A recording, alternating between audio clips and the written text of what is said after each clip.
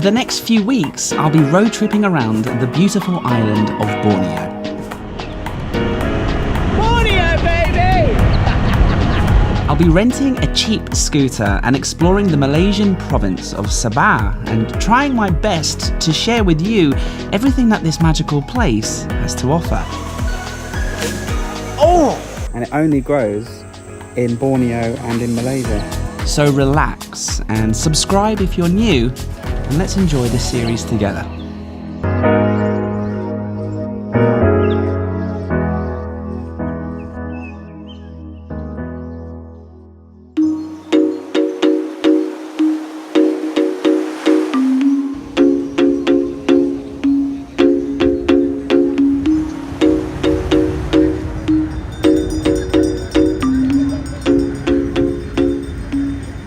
Hello. Yeah. How are you?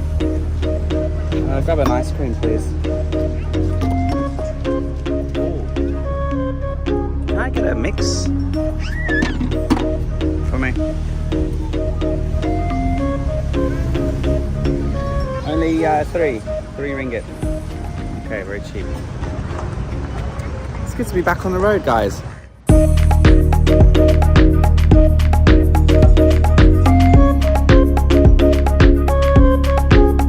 I have no idea what flavours these are, but it's a mixture of yumminess. This is where I landed yesterday and where I've just been getting my bearings, and the beginning and the end point for our adventures in Borneo. This is the main airport just across the way. There's a mall. There's a bunch of fancy hotels here as well, and some delicious seafood which we will try. I thought I'd start with dessert. I had a bit of a rough start as well, actually. When I landed, firstly, I flew with Air Asia and my flight was delayed by 3 hours, so I missed my connecting flight in Kuala Lumpur. Luckily, they moved me onto the next flight to Kota Kinabalu, which was only 20 minutes later, so that was really good. But then when I arrived in Kota Kinabalu, my backpack never arrived. So for the first day, I had no luggage, but I went to the airport this morning and they had my bag, so bit of a rough start to the trip, and it's been raining all day today, so I just wrote today off and thought, you know what, let's go get our bag, let's get our bearings, let's try some ice cream, we'll have some seafood at the night market tonight, and then we'll get out of here. So I've rented a bicycle here, a motorcycle here in Kota Kinabalu.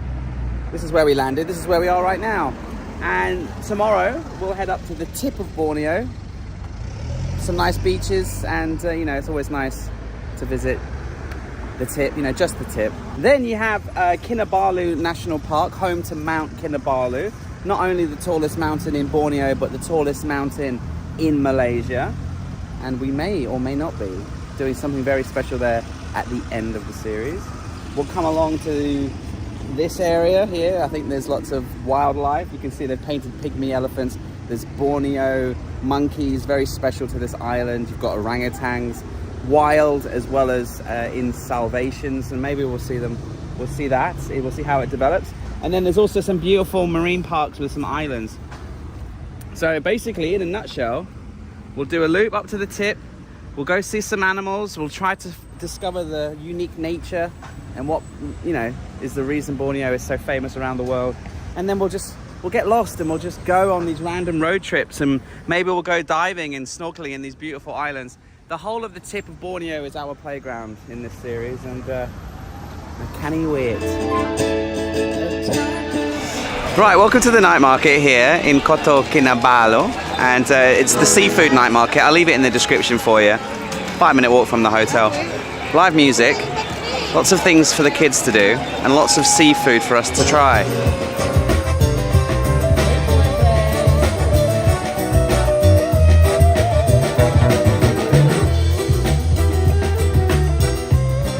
I did pop my head in here last night, but it wasn't as busy as it is today. Jeez, everyone seems to be having a feast. This is definitely the kind of place that you want to come with a family or a group of you. Be careful when you come in the kitchen. He won't leave with any eyebrows. How are you? Wanna try this one, sir? Maybe barbecue with sambal, banana leaves. Barbecue with banana leaf? Barbecue with banana And leaves. is it spicy? I like spicy. Yeah. Which fish in particular? Maybe grouper or red snapper. Or maybe parrotfish, try, sir. I tried a parrotfish before. I didn't think it tastes very good because they eat coral, right? Yeah. You need to eat fish that eat fish. Oh, maybe this one. Red snapper. She eat fish and prawn. All right. Do you have a smaller one? Smaller one. Maybe this one. Same also. Red snapper. All right, let me have a look. Fresh one, sir. Can I see his eyes? Yeah. Okay. Good. And catch today? Yeah. Morning. In the morning? Yeah. Try the price first. This one tastes good, like some abalone. But, Tastes like what? Tastes like abalone. I can't eat a snail that big. I wouldn't be able to stomach it. So this is everything that we're gonna have. Wow, I mean, this is way too much, but you know. We've got a lobster. Lobster. What type of lobster is this? Rock lobster. Rock lobster. Tastes good. Yeah, okay. And Then we've got the scallops. We've got the red snapper. We've got the baby squid and the scallops. Is there something else I'm missing? Oh, and the seaweed is in there somewhere.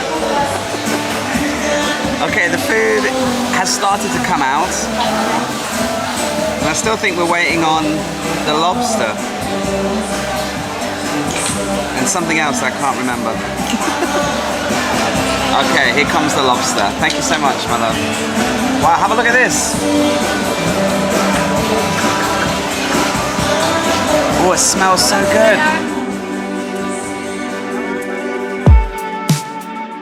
Yeah, that might look like an outrageous amount of seafood, and it probably is, especially for one person. But I was told before coming to this area of the world to try the delicious seafood in Kota Kinabalu. And I was really glad I did have this selection because it was absolutely delicious, and I got to sample some of the local cuisine here in a very unique, vibrant night market. I've never seen lobster prepared like this in any restaurant that I've ever worked in or eaten in. But let's crack on and let's get on the motorbike that I rented and start exploring this beautiful part of the world. It's time to leave Kota Kinabalu. It's time to get this road trip started. And I'm excited. I'm a little bit nervous, but mainly excited. So let's go. Okay, Brittany. Let's do this, bitch.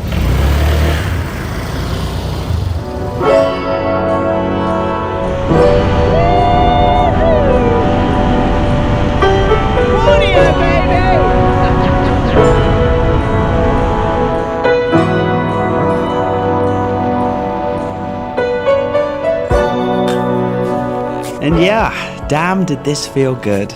Wind in my face, the open road before me, and the general direction of north being the only motivation for today.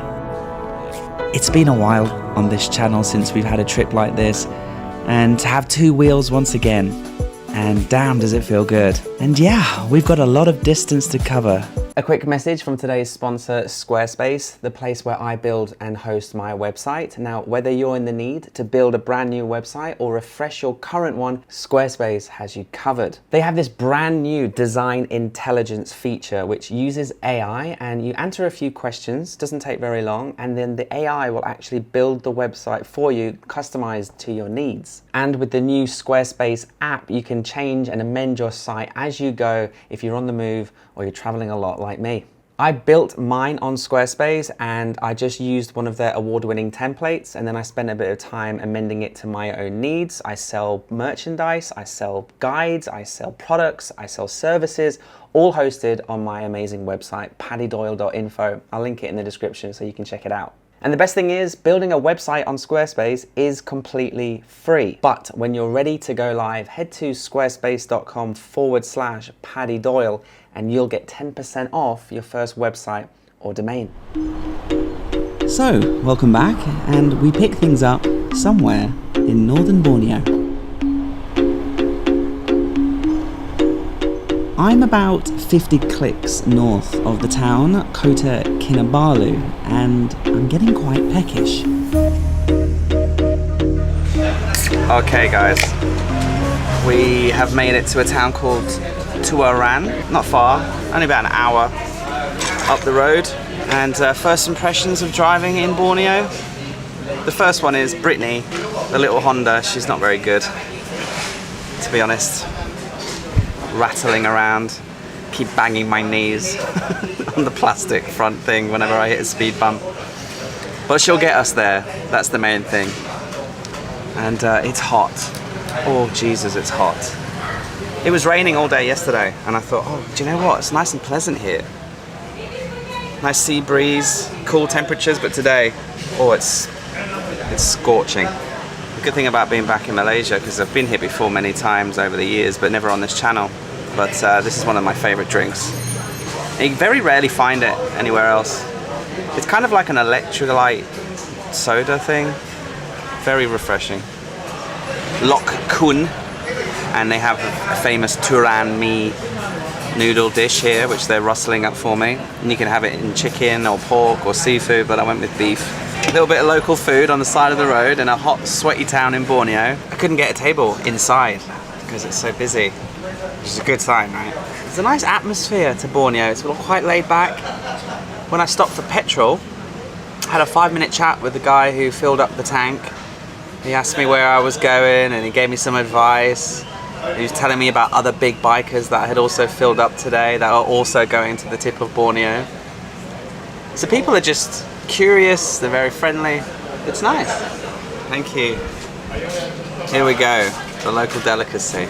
Looks like a pretty basic dish.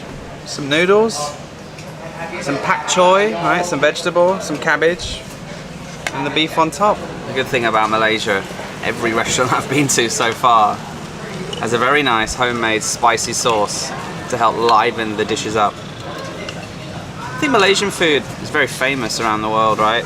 It's got a good mixture, a good combination of Chinese style, local Malay style, and Indian. We'll try some of the vegetables and the beef before we try the noodles. If I drown it in this chili sauce, just take it to that next level.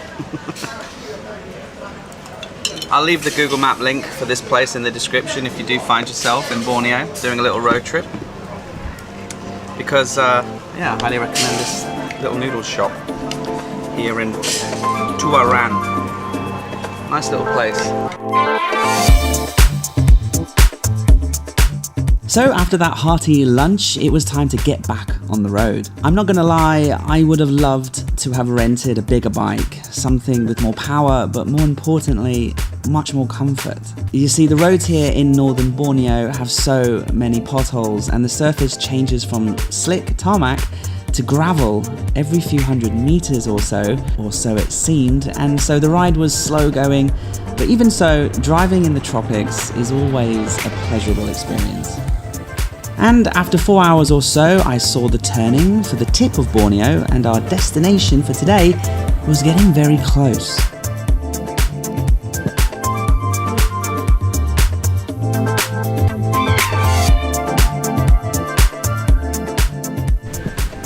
Okay, I just arrived at this homestay. Tumo, how do you say it, Tumo? Tumbavoy. It's right on the beach. Yeah. And the tip of Borneo is just up the road. So maybe we'll go there for sunset. But first, I just need to rest my weary eyes. That was quite a long drive. How much is this room? 150. 150. Okay. Thank you. Okay. It'll do. It'll do. Oh, okay. There's aircon. And yeah, whatever. I've got the best view in the house. Yeah. So you stay or no? Yes. Okay. You register first. Okay. Lovely jubbly. I've checked in and the place is nice. The resort, it's right on this beach. And there's quite a few foreigners, tourists here, and according to the people's nationality on the check-in sheet, most of them are from Sweden, which is interesting, and there's a few people out there practicing surfing. And there's a few other little chalets It seems pretty straightforward. Sadly, no Wi-Fi and no beer. So it will be a quiet night. Now in the distance I can see the tip of Borneo, and on Google Maps that is it there. That's the very northernmost point, and it seems about a half an hour walk.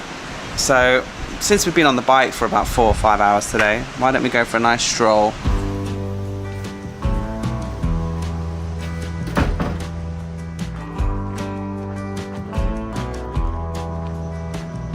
This area of Borneo at the time of filming in late August was suffering from a storm blowing in from the Philippines. And I didn't know it at the time, but this storm would not just give us an overcast and windy afternoon, but bring in relentless bad weather and rain for the rest of the week.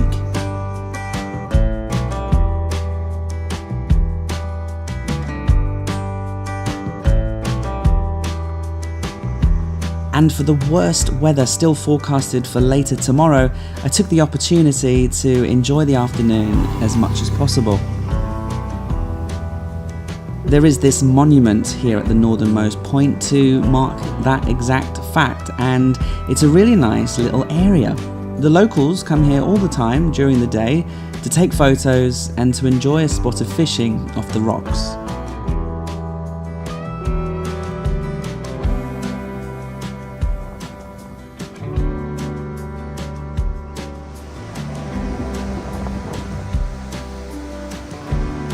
Wow. I'm sure that this area is much more stunning on a calm, beautiful day, but just seeing the locals enjoying themselves, fishing, taking pictures, was all I needed to feel happy inside, and to know that from this point on, the road trip can only take us more south and deeper into the jungles and the rainforests, and the places that I'm most excited about visiting on this particular trip.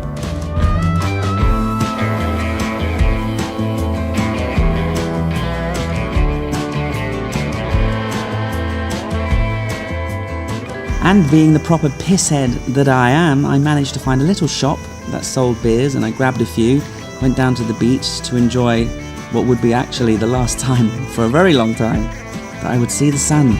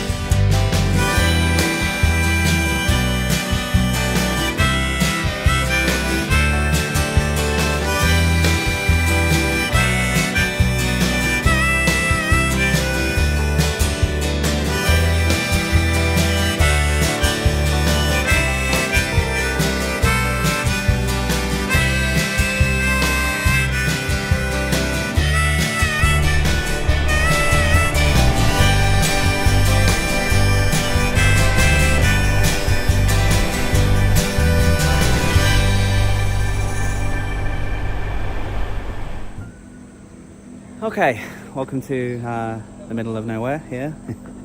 And it's been a couple of hours just driving through the mountains, having some fun. It's nice to be back in the mountain areas. It always fills me with so much joy. And as I was driving along, I saw this line of minivans and a sign that says that there is the Rafflesia plant growing here and that it has flowered. Now this is the largest flower in the world, and apparently it's beautiful and it stinks because it attracts flies and bugs and things to help germinate through the terrible smell. And I've just paid 30 ringgit on the side of the road. Honestly, nothing for miles. And then I saw it pulled over, and here we are.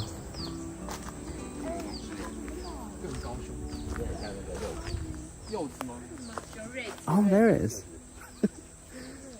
Blink and you miss it. I think the Chinese tourists give it away. We'll go take a look in a minute. Bloody hell, everyone's here. So random. I bet the people who live and own this land are so happy that this plant decided to grow practically in their garden. They can literally just charge 30 ringgit per person. They must get like 200, 300 people a day just to look at a flower. Madness. Okay. Oh. Okay, there's like a... Wow, this is an interesting plant. First impression is it's not as big as you think. It's about the size of a beach ball. And there's a faint smell, but I think if I got a bit closer I could really... Apparently it was supposed to be really, really stinky. It's supposed to smell like rotten flesh, but I'm not getting that. Inside there's actually a flower, like a cute flower, and there's all the flies going in and out of it, and that helps it to germinate and pollinate. And it only grows in Borneo and in Malaysia, as far as I'm aware. So not only is it the biggest flower in the world and the smelliest, but also one of the most rare. And they must have struck gold. They must have struck gold. This is the Malaysian Borneo version of striking gold. 30 ringgit per person. That's like $7 US nearly per person. And everyone comes in and you spend 10 seconds or a minute looking at it and you go, wow, it's a big flower. Thank you. Yeah. Oh, I have a quick question about the flower. Yeah. When did your flower open? 6 days. 6 days? Yeah. Ah, it's been open for 6 days. Yeah. And how many days will it stay open? About 9 months. 9 months? Yeah. And then it will close? Yeah. And how many years before it opens again? Does it open every year? Every 2 years? 5. Every 5 years it will open? Yeah, open. Wow. Yeah. Okay. Okay, There we go. So it will stay open. Okay, thank you. You're welcome. Bye. It will stay open for 5 months or 6 months. And then it will close for 5 years. And it just opened 6 days ago. Okay, good for you. Yeah. Lucky. You got the most rarest plant. One of the most rarest flowers, I should say. Growing in their garden.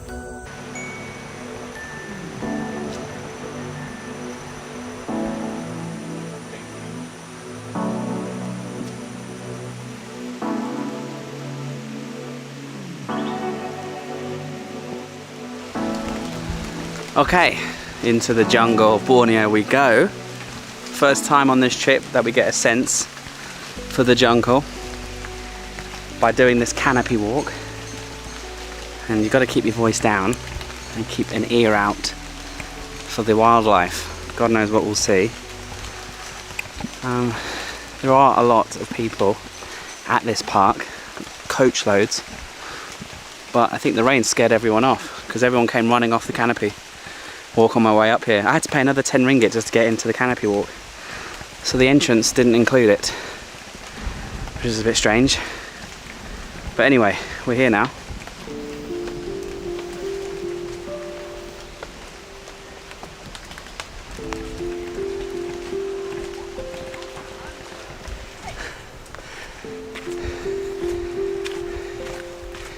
And the canopy, obviously, is the highest level of the rainforest. And these trees are bloody tall, so I wonder if this is going to be quite the walk. I don't know.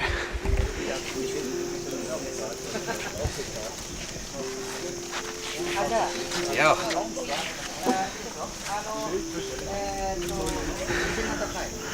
Okay.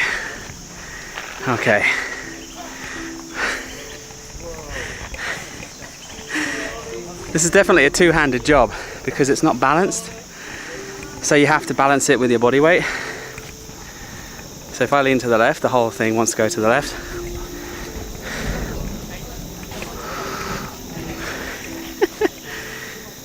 Makes it kind of hard to concentrate on the canopy because I feel like I'm at the circus. There we go.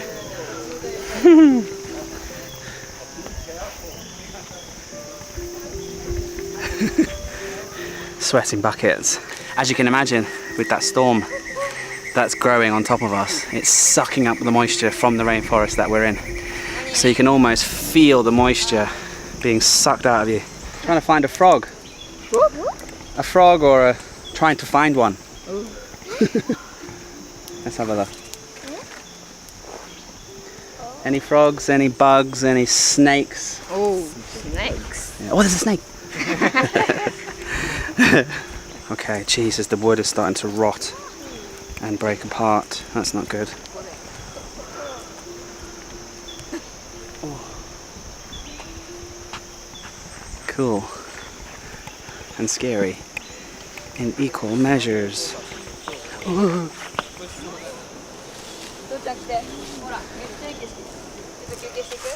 休憩ママ疲れてるから もうなんか今の瞬間にもう汗が I can see a lizard, なんでこれの but it's camouflage and far away. ほら見てすごい景色 He'll be able to get it on his camera. I can't because I haven't got the right lens. It is.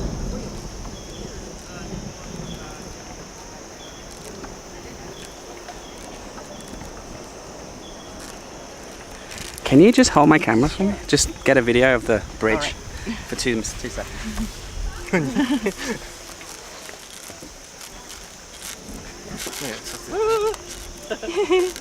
Okay. 力写真撮るの素敵やな Hi. Thank you.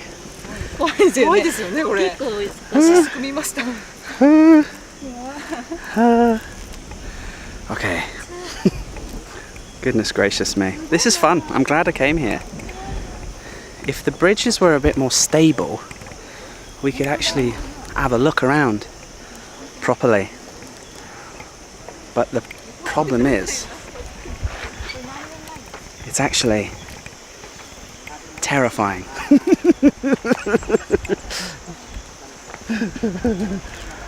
I've never sweat so much in my entire life. I can feel the steam room growing inside my jacket. You see, this is nice. This is the visceral, tangible experience of being able to literally look at the canopy and search for bugs and look into birds' nests and say hello to the snakes. But to be honest, when there's people behind you, people in front of you, you don't want to disturb everyone, so you just want to get on the bridge and get off.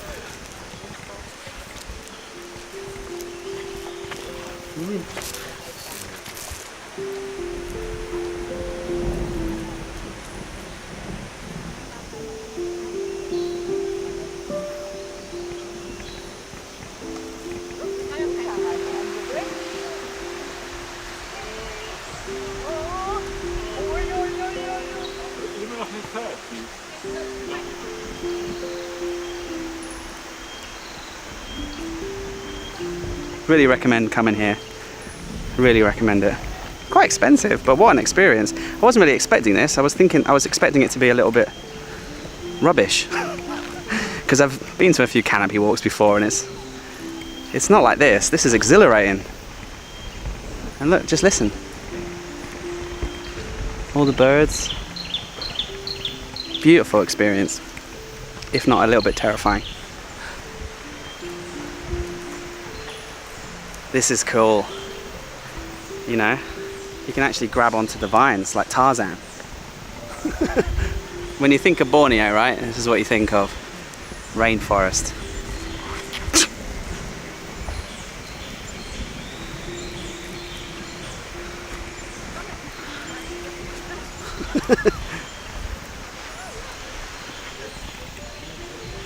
Nearly there.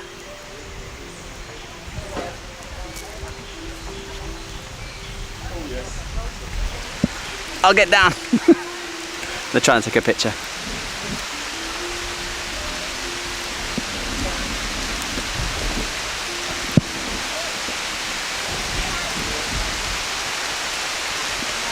Wow, it's raining in the rainforest of Borneo and we're in the canopy. Freaking cool.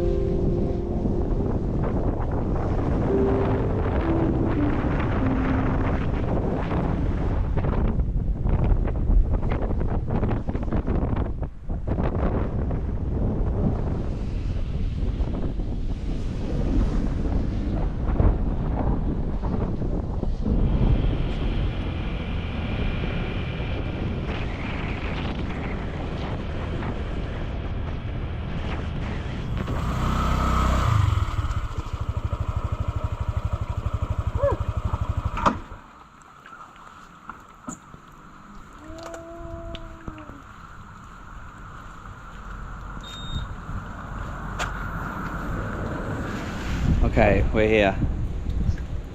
I'm cold and I'm wet. I found a place on Booking when I was at the canopy having lunch called George Adventure Base.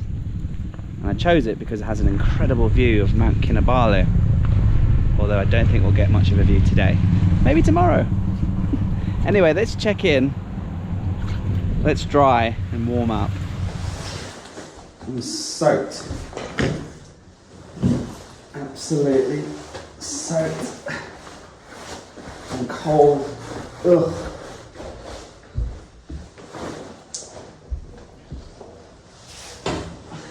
Quick room tour while I'm still soaking wet. Everything. I mean, these are actually waterproof, but in that weather, you know, if you're driving, like that was an hour and I just got destroyed, eventually the water just comes through. Anyway, room tour ready. Wet clothes, wet bag, table, bed, towels, hot shower, and a view of Mount Kinabalu. Maybe tomorrow. Going around some of the corners, the wind was blowing me off my line, so I was just going super slow. And I didn't want to pull over and let this pass because it just doesn't look like it's going to pass. Got myself a nice hot Milo, which is a chocolate drink here in Malaysia. So that'll warm us right up. I feel so much better now. Warm clothes, warm socks, new pair of shoes. And actually the storm has seemed to pass. It's disappeared. And the mountain itself is slowly revealing itself. It's covered in rain and covered in waterfalls because of the fresh downpour. And she's striking, very beautiful. But I wouldn't like to be climbing that mountain today. No, thank you. We are due to climb this, by the way, but not till the end of the trip. So I'm glad I didn't book it for today, because I'd be terrified going up that in this weather.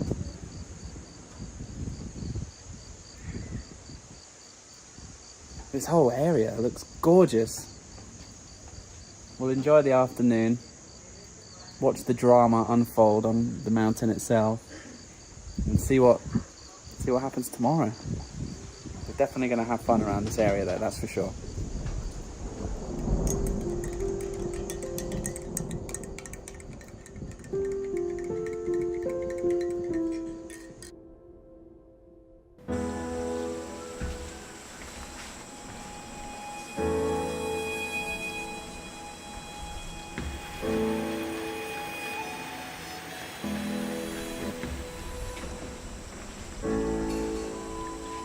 It's been a bit of a washout. It's been raining all morning, all lunch, and now it's the early afternoon. And there is a lot of things to see and do in this area, especially on a rainy day. You can go visit dairy farms, and there's things that you can do as long as you have a car to stay dry. You can get from place to place. And this is the first window of a little bit of sun breaking through that we've had. So I've just been hanging out at the lodge, been catching up on some editing, which is quite a rare occurrence, and hanging out with the puppies that live downstairs under the house. Very a good way to kill a few hours, that is, I tell you.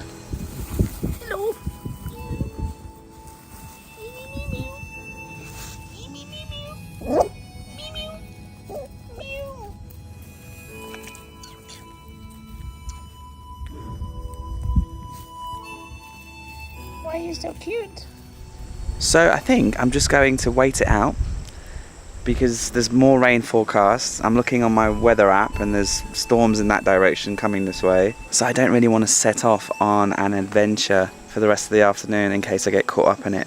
And the stuff that I have from yesterday is almost dry. What I really want to share with you is the epic views of these mountains, which are all being hidden by the clouds, unfortunately. But you know, that's part of life, that's part of hiking, that's part of travel. And coming to Borneo, the rainy season is on its way, and maybe it's a little bit early. That's okay.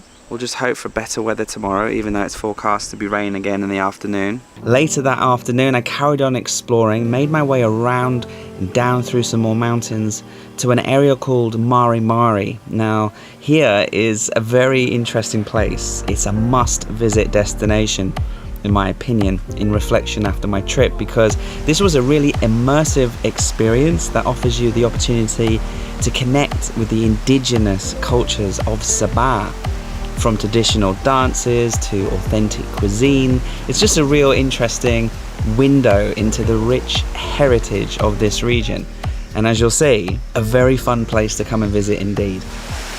Okay, the tour has begun. We had a little briefing, and for some reason I'm the group leader, and later on I'm going to be responsible for some sort of quiz. And if I get the questions wrong, the people in my group get their heads chopped off.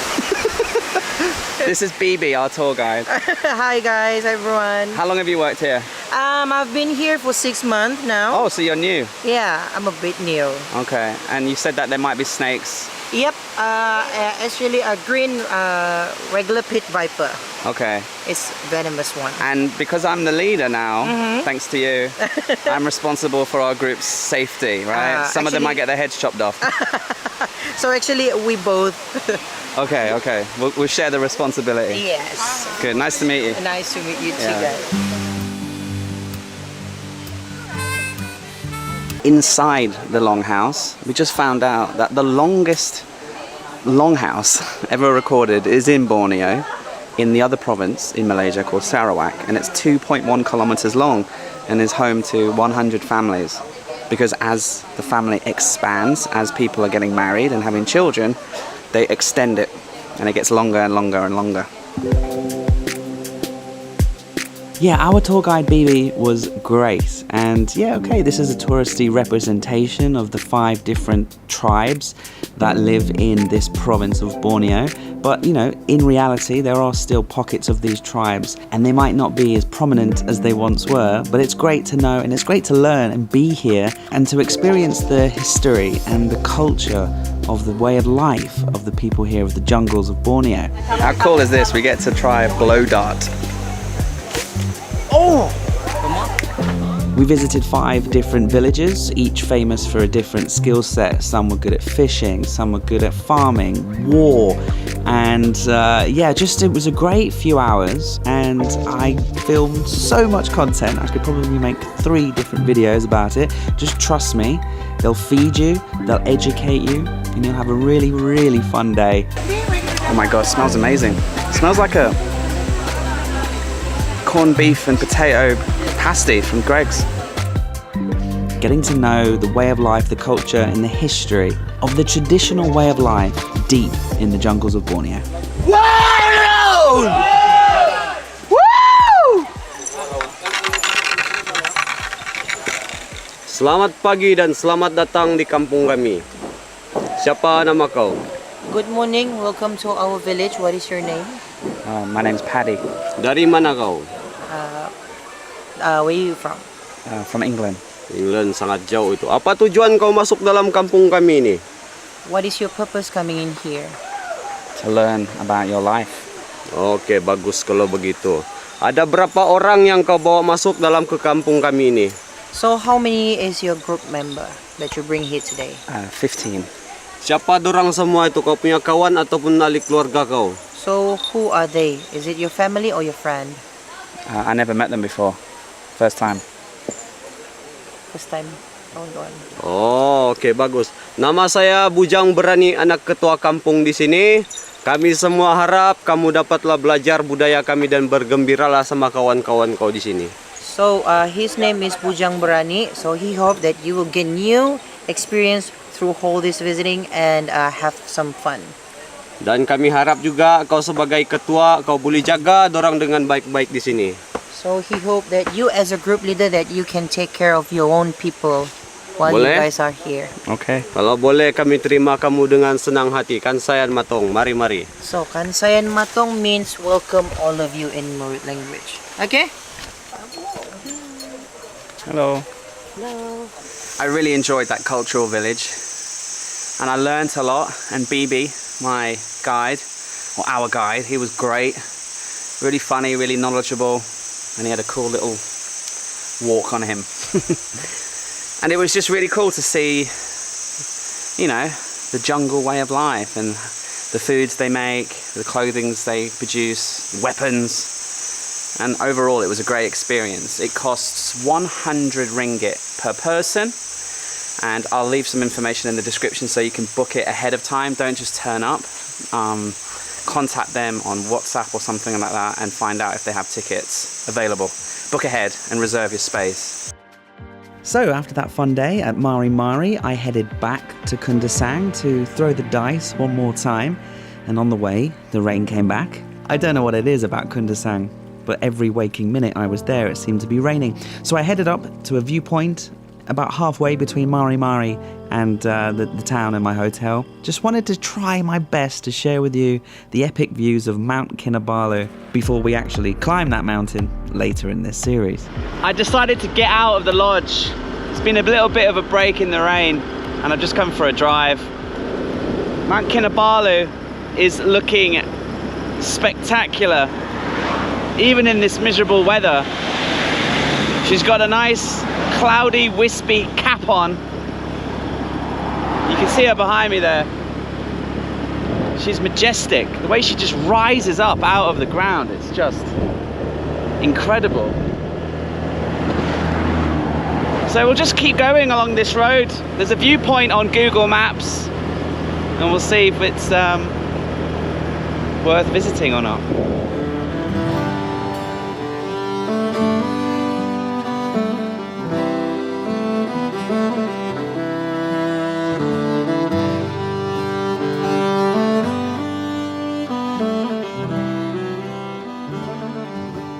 Okay, welcome to the viewpoint. It was about 15 kilometers. It was quite a nice drive. I think without the clouds, it would be absolutely incredible, out of this world. Sorry, I got distracted if I saw orangutans, but maybe it was just a squirrel. Anyway, there's a little cafe, you can get a drink, and I'm gonna stay here for a good half an hour. And I can actually see blue sky. This is the first time I've seen blue sky in a couple of days. So I'm hoping if I just hang around, wait a little bit, this will clear and maybe we'll get a really nice view and our first big reveal of the mountain. So Yeah, there's surfing there. easy? Yes. Yeah. Yeah, when I got there it was pretty quiet and met some Swedish backpackers. But the weather wasn't shit. Yeah, okay, we have the lovely sunset. Oh, you had lovely I never weather. see. So, because it was reflected in the ocean as well, Oh yeah, yeah. No, weather is the be all and end all when you travel. for everything. Doesn't matter where you are. The mountains, the beach, Yes, for sure. sunny day can make it Makes everything better. makes everything better, yeah. Although clouds do add drama. Okay, so I made some friends, some backpackers. They rented a car and they've just finished, or almost finished, doing the whole loop. in just over 10 days and on their way back to KK now. And I'm a little bit worried, guys, because I've been here for 20 minutes and there's a big old cloud coming in. And I would hate to get caught in any more rain. So what I'm going to do is limp home, enjoy the ride, get home before the rain kicks in, distant thunderstorm brewing, and hopefully get back to the lodge and hopefully have an incredible sunset from that perspective and be in the safety of the lodge. I am going to get a little chicken bun for the dog at the lodge. There's this really ugly, scary dog with one eye, bless him. And I can tell he's the father of the puppies and he's miserable. Okay, we made it back and it looks like the sky's cleared. We might have a lovely sunset. And look who's here. Hello. I got something for you. Got a little chicken salabao, like a little steam bun type of thing. What's this then? What's this then?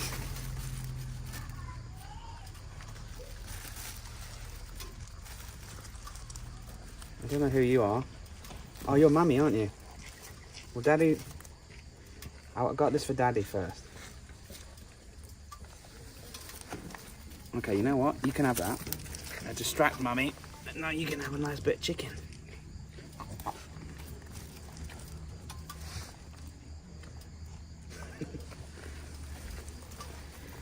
Alright, Mummy. There you go. Daddy can have a big bit. There you go, mate. Don't be scared. Don't be scared. Alright, Mummy. There you go. Right, you get that while she's gone.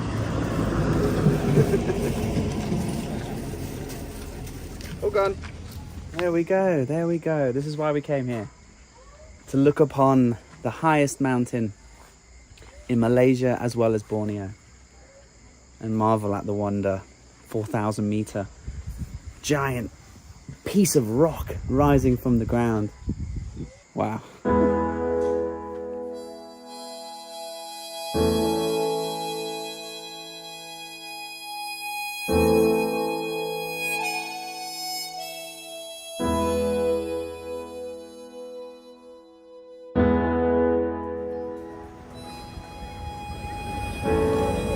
Hello.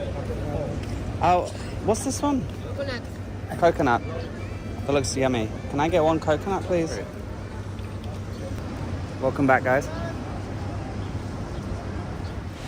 I got on the bike and I drove 250 kilometers or so to here. This is Sandakan, and it's right next to another place called Sepilok, which is where most of this video is going to be based, because this is where there is the Sepilok Nature Reserve, which is like a big area of rainforest where they have some really interesting and authentic Borneo experiences.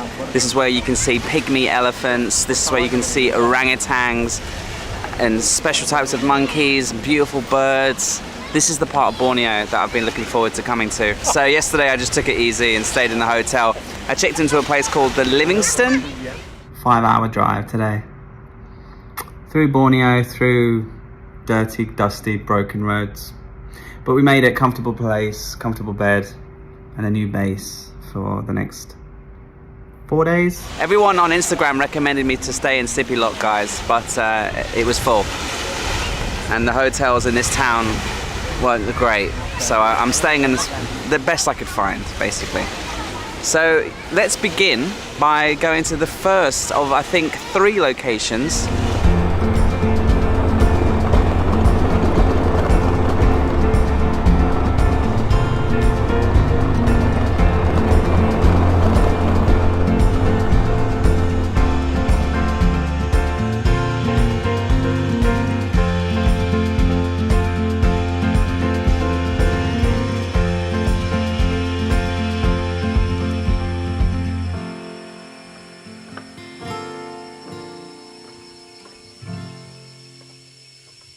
And yeah, I've been having a great time in Borneo so far, but today really feels like the first time that we're in the rainforest, and kind of the reason I came here was to discover the rainforest, and where better to get our first glimpse than here. This is the Rainforest Discovery Center, and it's a protected area of virgin rainforest with human man-made trails that walk through it and on the ground as well as on a canopy walk. And they've got this suspension bridge to cross the lake here. And it's a place where you can quietly observe and birdwatch and look for monkeys, orangutans maybe. And this is a wild rainforest preserved area that has ways in which you can just walk around safely, quietly, and enjoy being in the Borneo rainforest. And as you see the information when you walk into the Discovery Centre, a large proportion of Borneo's rainforest has been cleared for palm oil, and according to the sign, 48% of the land and the rainforest remains, which is a positive, I suppose, that they're not trying to, destroy it anymore, and that hopefully it will come back.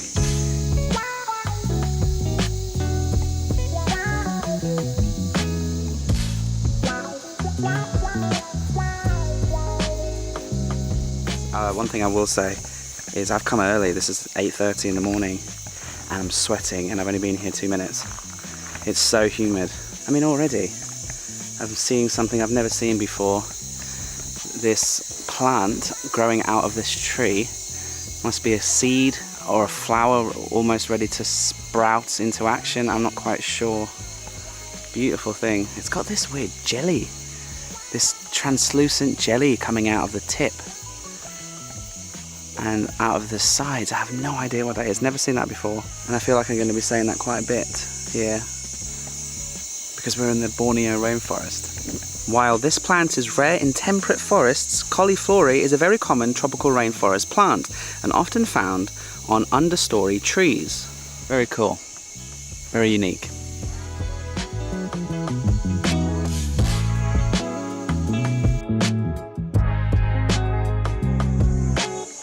I'm hoping to see at least one species of the hornbill.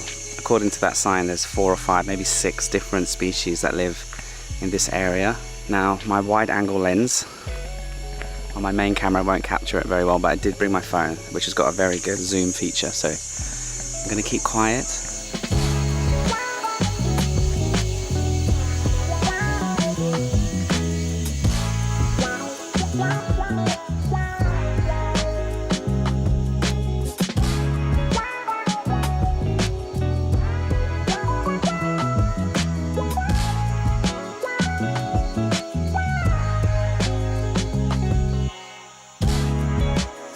There are people who are paying good money to come here, especially people with really expensive birdwatching camera lenses, and they're trying to find nice pictures, and there's a few people walking around and everyone's trying to be quiet and be still, and there's a bloke with a leaf blower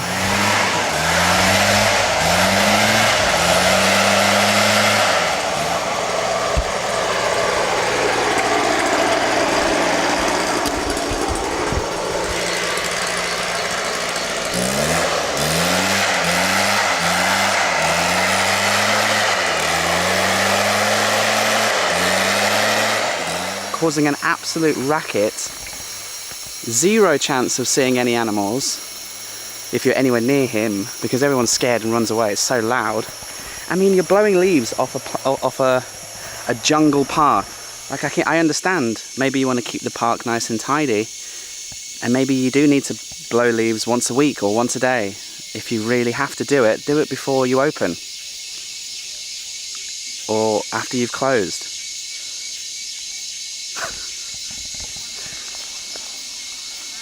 I'm speechless. Sometimes the world and sometimes humanity renders you speechless. Honestly, I couldn't believe what they were doing. I mean, in their defense, it was practically opening time. I was one of the first people in the door, so maybe they were just trying to tidy up before they opened and he was running a bit late. But anyway, I just wanted to share that little moment with you. And then I continued for about an hour. There were a few times where there were some stairs leading up to a birdwatching tower where I enjoyed waiting and seeing and praying to see some of the hornbills. The one thing you have to be when you're birdwatching is patient and quiet. two things I'm not very good at. There is a map when you arrive at the front, but they also give you a paper version, which was very handy because the paths and the turns in the forest itself, especially on the ground, become quite complicated.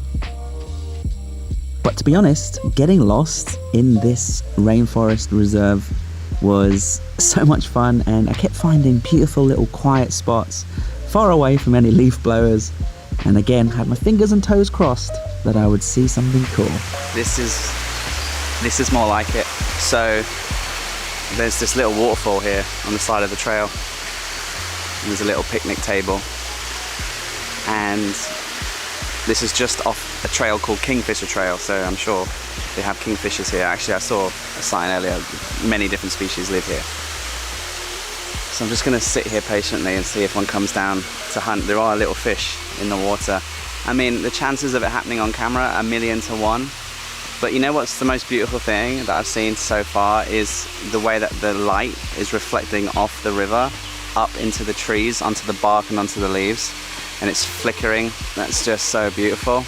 Within the reserve are 2 ginormous species of trees, 2 of some of the tallest in the world, and so I set off to hunt down the location of one of them, and even just walking around trying to find this tree using the map and getting a little bit lost, I was having so much fun. I really recommend you come here, especially early in the morning. So I'm on the trail to the giant tree, the tallest tree in Sepilok apparently, and believe it or not, this tree is not the tree, it's just a small one on the way.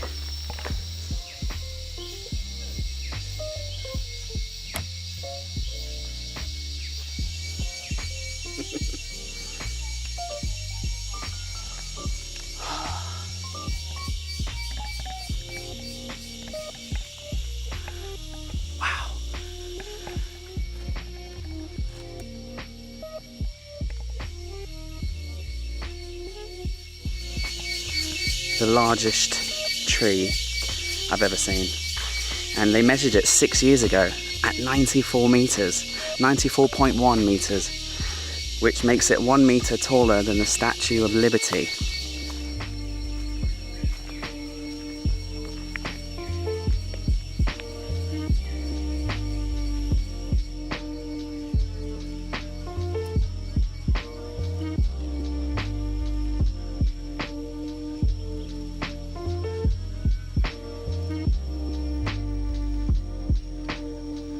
Yeah, this tree was just absolutely incredible. It was like the home tree from the Avatar movie, if you've ever seen it. Absolutely jaw-dropping.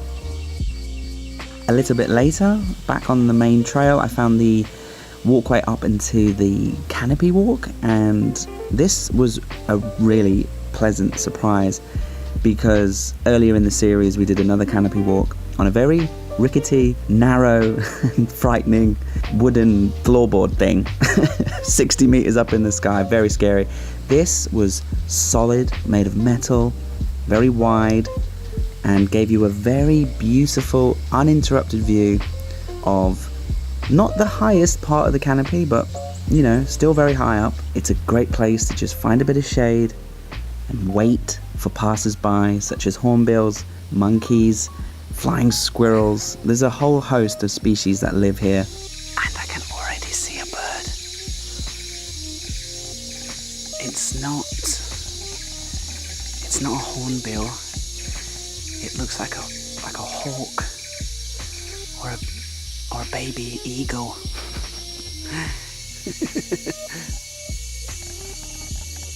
He's looking around for something.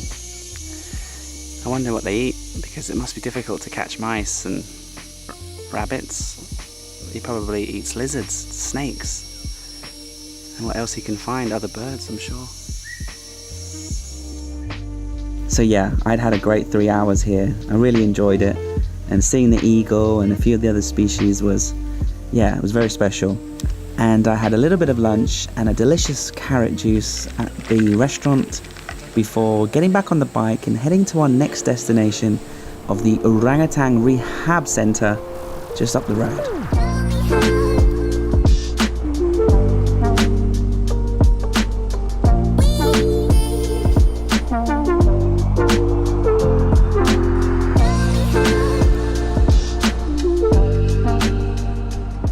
Yeah, this rehab center in Sepilok is a vital sanctuary dedicated to the rehab and conservation of orangutans, which are sadly one of the world's most endangered species.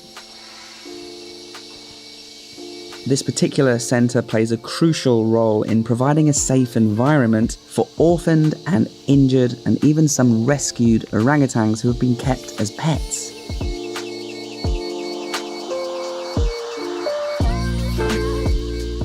And yeah, you could instantly tell that the preservation and conservation of the orangutans is the sole priority here.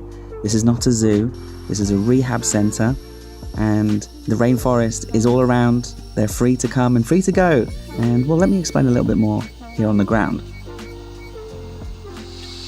Okie dokie, so they have signs when you arrive saying it's not guaranteed.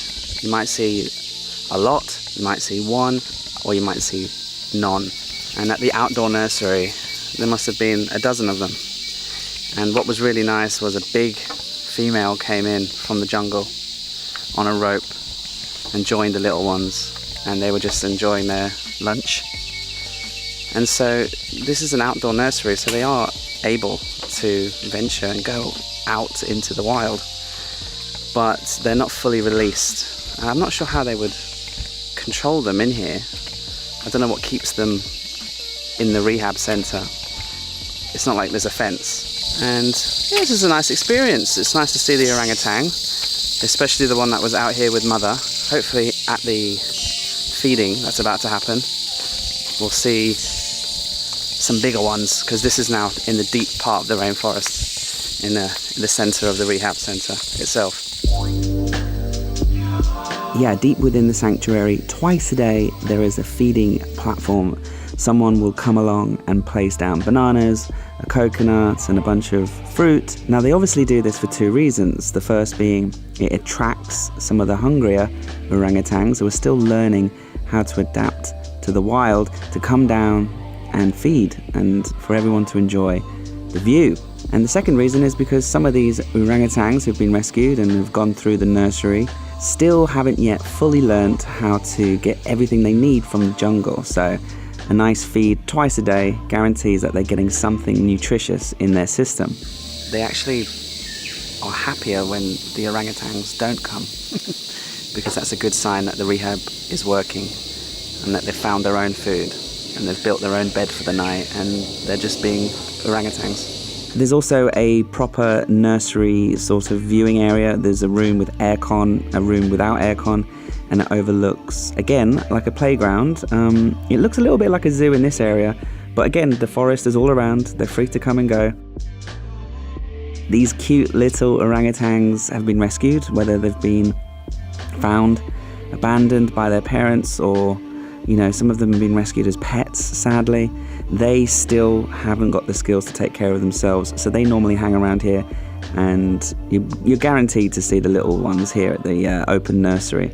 It's only when you venture onto the walkways and to watch the viewing platform, the feeding platform I should say, that you're opening yourself up to seeing the bigger ones, but obviously, like I said, it's not guaranteed. So yeah, seeing orangutans in Borneo, finally. It was an incredible experience, and I headed back towards town to wrap up this episode.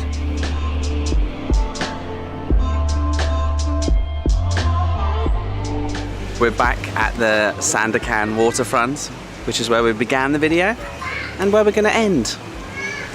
There's a nice little waterfront here with some little food vans, little food trucks, and a little seating area where you can enjoy food and watch the sunset, I would imagine. There's this god-awful ugly mall, huge monstrosity, right on the water's edge here, which is a shame. And it's not really like a beachy vibe, unfortunately, but that's okay. There's still a nice atmosphere, and there's kids playing and everyone's having a nice little evening dinner with their family. Over the next 3 days, I'll be on a roller coaster ride through the beautiful area of Kinabatangan Wildlife Sanctuary here in eastern Borneo. He's a funny little looking fellow, isn't he? I'll be staying in a lovely resort, which I'll show you in a second, and we'll be going on river cruises and jungle walks in search of some of the most iconic and elusive animals in the entire world. our last chance to see the big three, the big crocodiles, the pygmy elephants, God please, and of course, elusive orangutan. And completely unique species of monkeys and birds that only live here on the island of Borneo. And if you're like me and you're enthusiastic about wildlife and nature, this is going to be an incredible journey and something I'll never forget. It's so much fun. The jungles of Borneo at night. So buckle in and get your adventure hat on because we're about to begin our first river cruise. I got picked up in the city of Sandakan and got on a little bus. Took about 2 hours driving through the endless palm oil fields to get to the edge of the river in the edge of the rainforest. And I checked in, and yeah, so before we go on the first cruise, let me quickly show you around the room. Welcome. So this is going to be a fun experience and something that I was very looking forward to doing here in Borneo. I don't have very long to settle in because we're about to go on a very busy couple of days, starting off with an afternoon cruise down the river, and then we'll also be doing a few jungle treks, having delicious food and just enjoying the slow pace of life here in the Borneo rainforest. You know, there's no signal, there's no Wi-Fi, it's just you, your thoughts and the gorgeous wilderness, and God knows what we're going to see. I'm really got my fingers and toes crossed, and there are lots of species that we could potentially see, and I've got to run and get a coffee and something to eat because I'm starving, and we're going to go on our first afternoon cruise.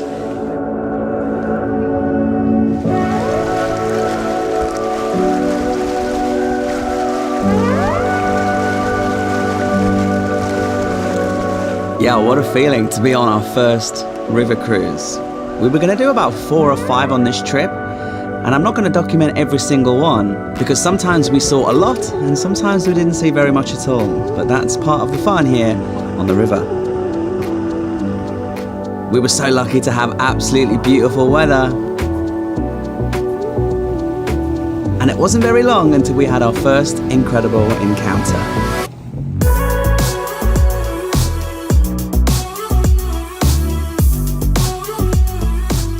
These are proboscis monkeys, one of Borneo's big 5 and a very unique animal indeed. We saw about 3 or 4 different species of monkeys, and you'll be sure to see lots of monkeys on your trip here because they feed on the fig trees that grow right on the water's edge. Each tour lasted around 2 to 3 hours, up and down the river, cruising along, enjoying beautiful weather, the incredible scenes, and stopping every 10 or 15 minutes whenever we saw a group of proboscis monkeys, hornbills, or just something really unique and special to this area of the world.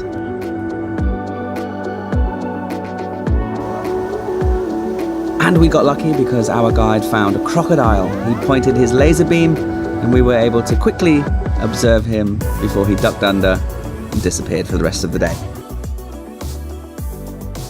Overall, our first cruise was really fun, very productive, and we got to tick off a few of the big 5, and everyone was getting to know each other, and it was really setting up to be a great few days indeed.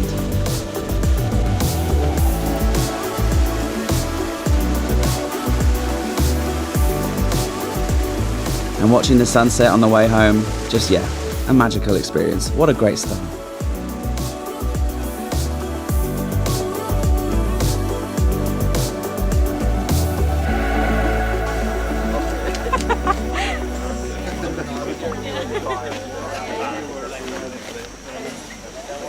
So my name is Aloy, so I'm your guide for the spend time here 3 days 2 nights. They actually tonight you do the night walk, so everybody good food, yeah.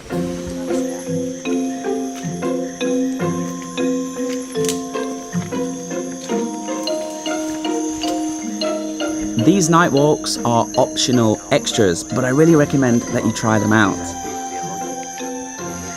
It's so much fun.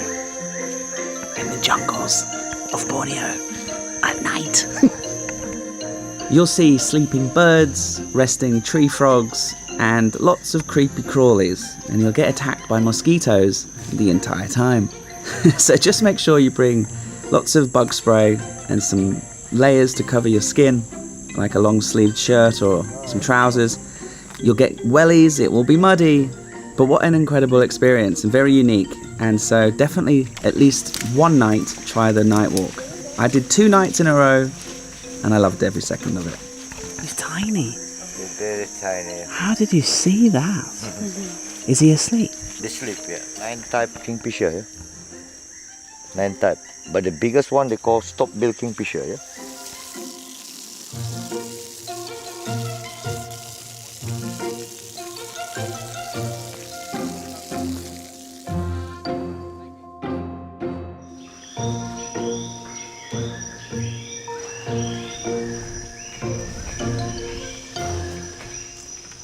Good morning, everybody.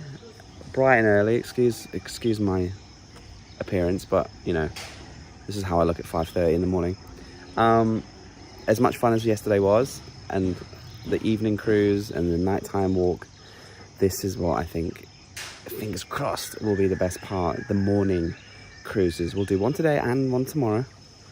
But apparently the animals are just more active first thing in the morning. They're more hungry, more thirsty, and there's more action along the riverbanks. Everyone's getting on the boats. I've missed coffee because I was a bit late. So let's get cracking.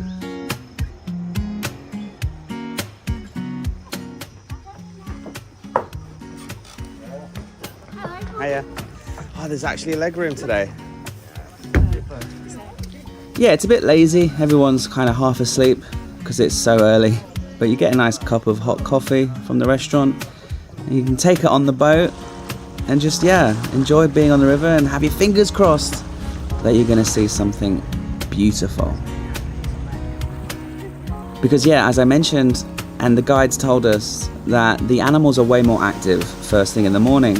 And so our best chance to see the pygmy elephants and the orangutans is in the mornings. What the hell is this guy doing on the boat? Just cruising along during sunrise. I mean, regardless if you see a bird or an elephant or whatever, it's just such a beautiful experience, regardless. But yeah, it wasn't long before we saw our first grazing proboscis monkeys. And unfortunately, no spoilers, but we didn't see any elephants on this trip or on this morning cruise, or the next morning cruise either, at that matter. So yeah, unfortunately, it was a lovely morning cruise, but we didn't see much. We came back and had delicious breakfast, and it was time for the next activity. Okay, so the tour continues. It's amazing what you can get done before 9 o'clock, because now, after that morning cruise on the river, and after a nice hearty breakfast, some coffee, and a little bit of a break, it's already time for the morning jungle hike. Now everyone's ahead of me. I'm just taking my time and just enjoying the walk.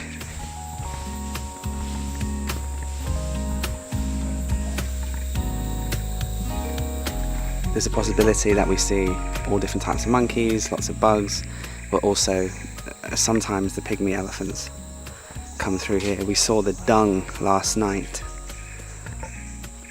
so that would be really nice. This morning we didn't see orangutans, but another boat did, and people at our hotel who went on a different boat, so we were really unfortunate. So we saw some images this morning on our guest's friend's phone, so that was a shame.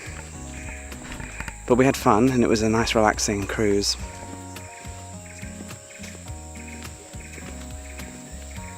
As an optional extra, a few people in the group have opted to do some tree planting, and they give you a sprouting baby tree, and then they find a little spot in a clearing where they're trying to rejuvenate some growth, and then you can, I think for like $7 extra, you can plant your own tree. It's nice that we have a lot of time on the river or in the jungle. And today, after lunch, we have 3 hours to just take a nap, because it's an early start this morning. And it gets hot in the jungle here. All the animals go to sleep as well. Early morning, late afternoon, that's the best time to see them.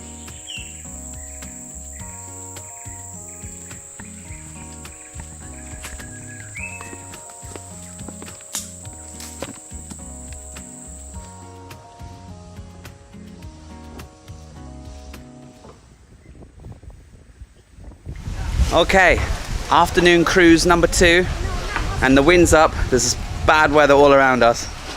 I highly doubt we're going to stay dry, but we are bringing some beers with us because it's one of the guys' birthday today. So we're hoping that not only for his birthday will we have good weather and a nice sunset, but maybe that we'll see some animals this time, big ones. Elephant, orangutan.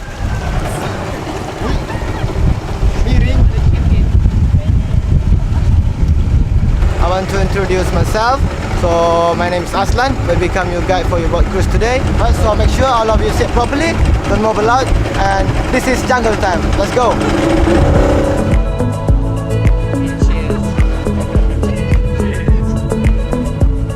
Yeah, this second afternoon boat cruise was awesome because not only did we see lots of beautiful animals that were very active, but we had the hindsight of bringing some cold beers.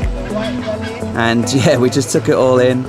And honestly, with a few cans in your bag and the river to admire and to be around, and with your guide pointing you in the direction of beautiful animals, yeah, a great way to spend your afternoon.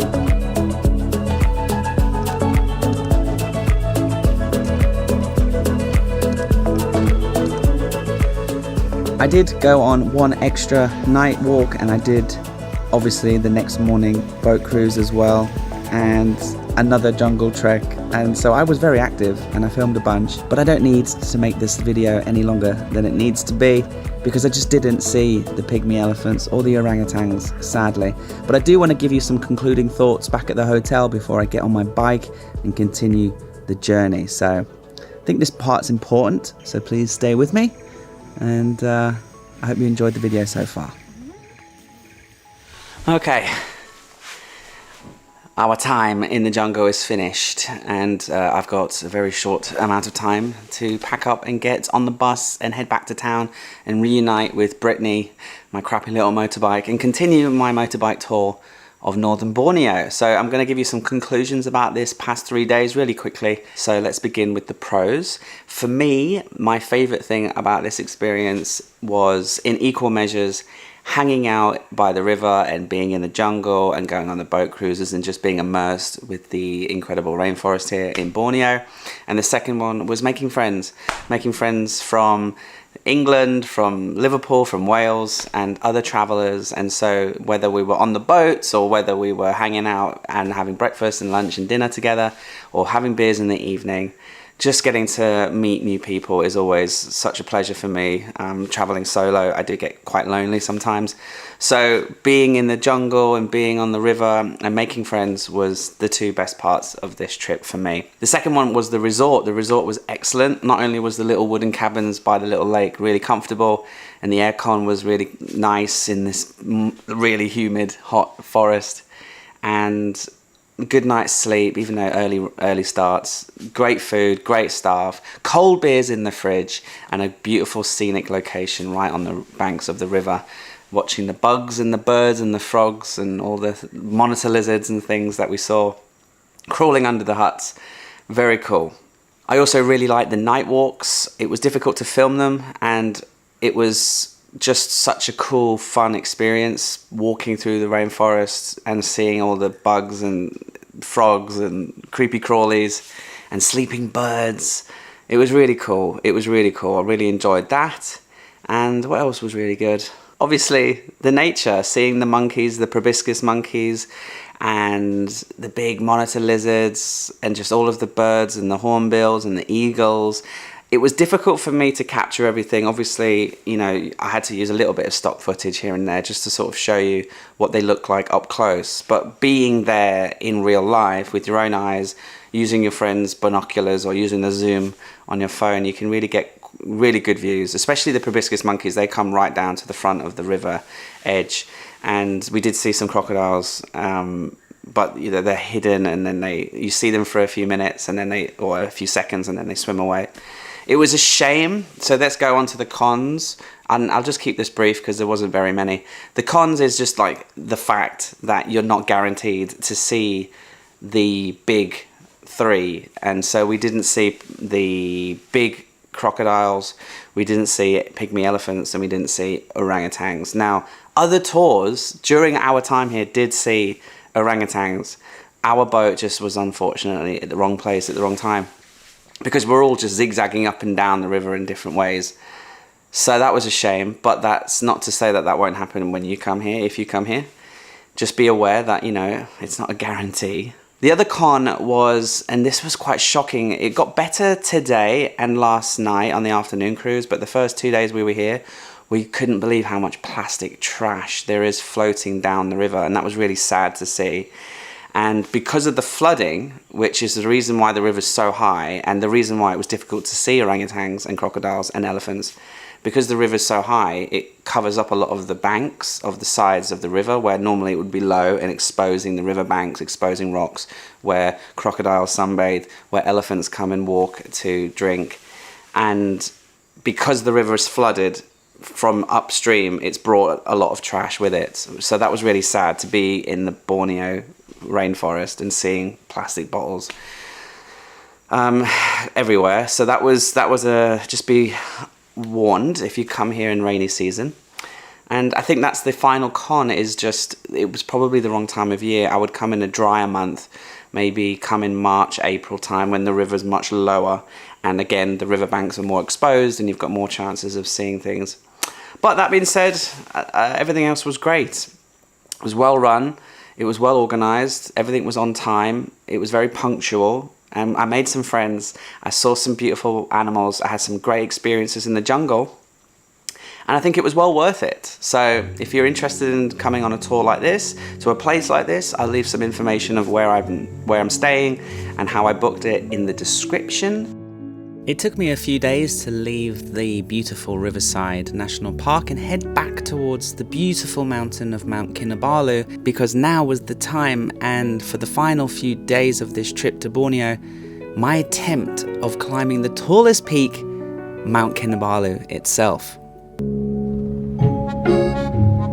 So, because this mountain is protected and has a very limited number of climbers allowed per day, you have to book ahead in advance and through special companies. I went through a company called Borneo Calling, and it included a pickup from my hotel in a minivan. They organise all your permits, they hook you up with guides. So after watching this video, if you have the courage to attempt Mount Kinabalu as well, check out the links in the description and book through Borneo Calling. This isn't a sponsored thing, I did pay, but you know, I just wanted to promote that this company did a really good job. So anyway, let's begin things down at the start of the trail. Take a deep breath and let's begin. With the weather. Okie dokie then. And welcome to what I'm hoping won't be, but probably will turn out to be 33 hours of hell. So behind me there, you can see it. It is quite magnificent. Mount Kinabalu. Tallest mountain in Malaysia, tallest mountain in Borneo, 4,000 and something meters. And look, I'll be honest with you, right? I'll be absolutely honest with you. I have not slept for 3 days. I've been getting a few hours a night and waking up. I'm going through a little bit of a mental situation, a little bit of burnout, a little bit of depression. I don't know what's wrong with me at the minute. But I was really looking forward to this, and I did nearly cancel 3 times. I really was this close to just getting on a flight and leaving and trying to reset. But I got some advice that said make the most of your time. So that's what we're gonna do. We're gonna make the most of it. We're gonna continue and finish on a high. And there was a very big surprise awaiting for you. If we make it to the summit, tomorrow morning there's an incredible experience. One of a kind. Guinness World Record type of stuff. And I'll explain later, but first things first, we've got 6 hours hiking up to base camp, where I'll stay overnight, wake up at 2 in the morning to get to the summit and attempt the surprise. Good luck. Yeah, you too.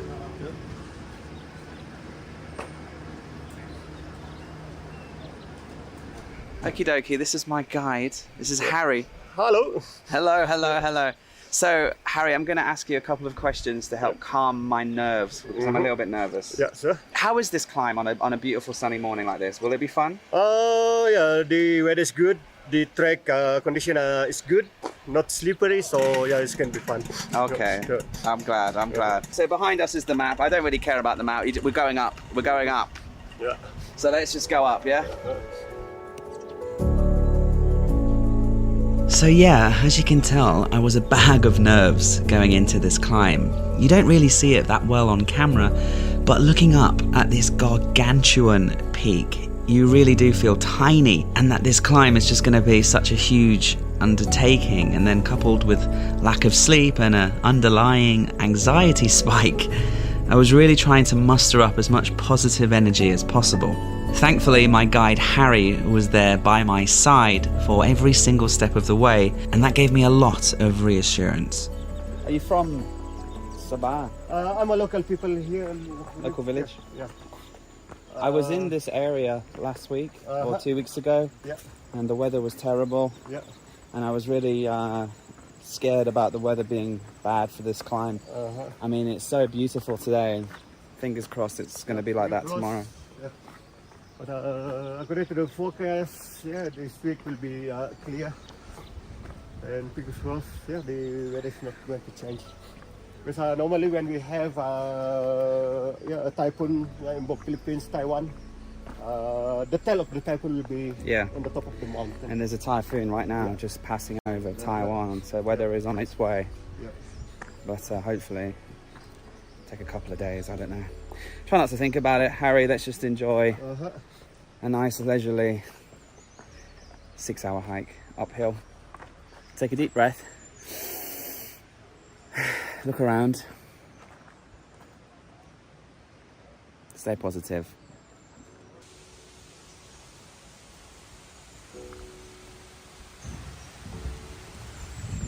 Okay, so the lovely Harry was just telling me 6 kilometers to base camp, 7 stops, little huts along the way with toilets, water and bins. And we've just begun. The temperature is very cool. It's not hot and humid. Nice fresh air, and we're in the jungle zone. Hey buddy. What's up? Yeah, good luck with it. Well, it's not too humid, is it? No, it's not humid at all. I was kind of surprised, to be honest. Thankfully, as soon as we began the climb, all of those nerves were quickly subsided and replaced with smiles of joy. And lots of steep steps as well.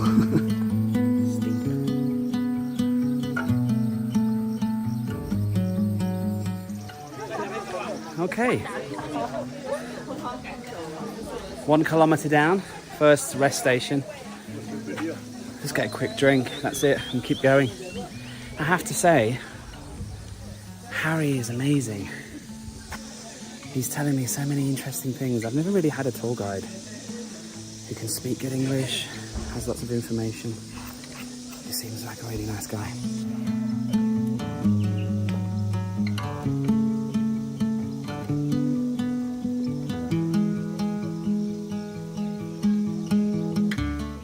Harry was just telling me that he's celebrating the birth of his 4th child.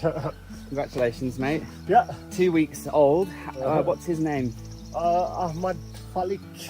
Hamad Falik. Falik, yeah. And that's his 4th boy. Yeah. So you've got a 5-a-side football team now. And I said, are you happy? He said, kind of, because now that's 4 dowries he has to pay. And can you tell my audience how much is the average dowry for a local here? Yeah, minimum 1, maximum 7 buffalo. Yes. So that's their currency in the village. Yeah. And actually nowadays most parents they are asking equal to the price of buffalo in the market. And the market price is going up. Yeah. Bloody buffaloes. 5,000 to 7,000 ringgit collection now for one. All right, well, next time let's hope it's a bloody girl so you can get some of those buffaloes back. No, congratulations, mate. Yeah, thank you. And my sister Josie, if you're watching, she just gave birth a couple of days ago. Congratulations. But she doesn't know the name yet. She's just looking at the baby and she's like, I don't know what to call him. Congratulations, Josie. I'll come and see you soon. Love you.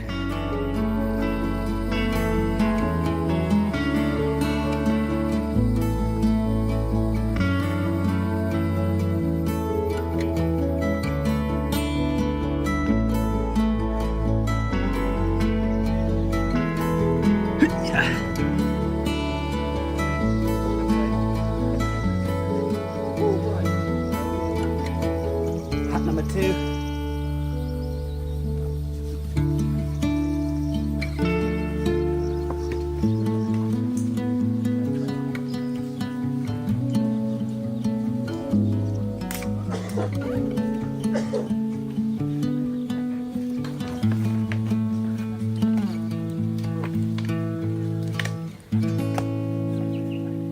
Thanks.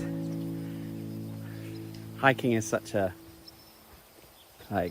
cluster of emotions. You know, from not being able to sleep, from nerves, dread, mixed with a sprinkle of excitement. I couldn't really place my mindset at the beginning, at the car park. But 2 huts in, I'm happy. My nerves are gone. I'm embracing it now. I just get myself in a funk sometimes. I'm definitely my own worst enemy when it comes to challenges and difficulties. Sometimes all you need is a good, nice, clean bit of fresh air and a physical challenge. Of course, this is the honeymoon period of the hike. Harry's the only man who's got better calves than me. Look at these. Built since 2002. 3 times a week he goes up here. 3 times a week.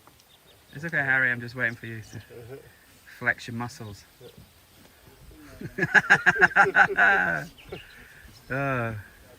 One, two, three. Our first view. I don't really want to look at it because it's going to get better at the top, isn't it?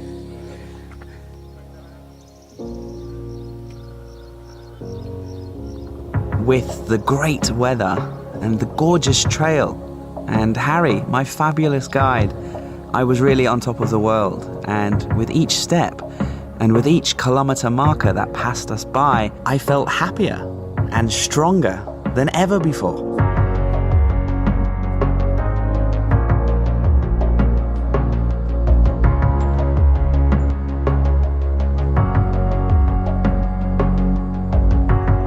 Third hut, but we're not going to stop. Vamos.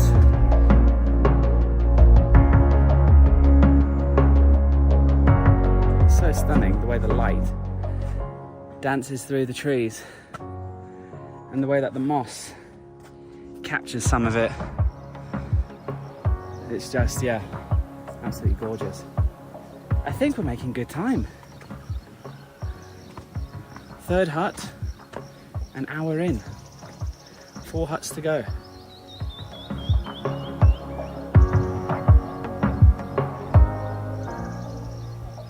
That bird song is incredible. That's the mountain taxi. Yeah. So, is that person injured or just too? No, just too lazy to walk.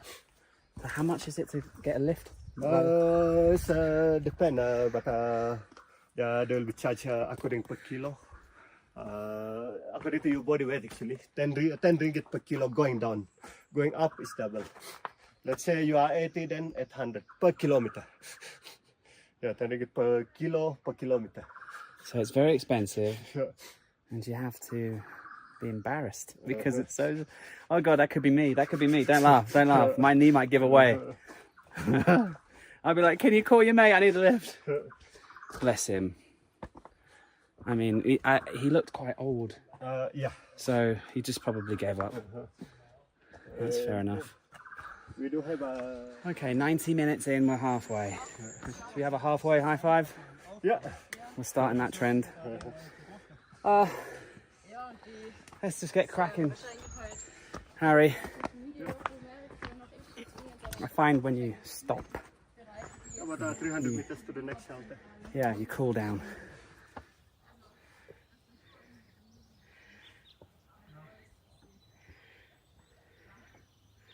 Okay, hut number 4. Had a little stop, a little water break. I'll see you at the top. Beautiful blue sky today. So lucky with the weather. So lucky. If you were watching the series earlier on, I was in this region with Brittany, the little motorbike I was driving around, and the weather was miserable and I was dreading this hike. Please, God, stay like this for a couple more days. Around this altitude of 2,600 meters or so, the jungle mossy forest starts to thin out and you enter a more unique zone, which becomes a mix of alpine trees and completely unique plants found only here in this particular mountain. And so, as you can imagine, it just got more and more beautiful the higher we climbed.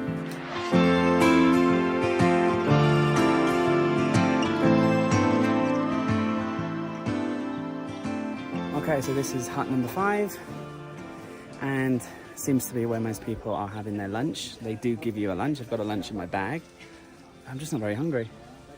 The clouds start coming in and it just gets quite cold, so I'm soaking wet from the sweat. So just want to get cracking, really. I think Harry's in the hut. The hut's for the guides.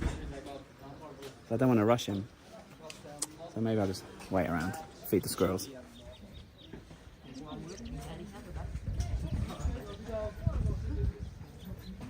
It's getting a bit windy, it's getting a bit cold. And I didn't eat my lunch because I'm just not hungry. I'm also a little bit worried that it might rain. Let's get to the safety of base camp. 2 more huts to go.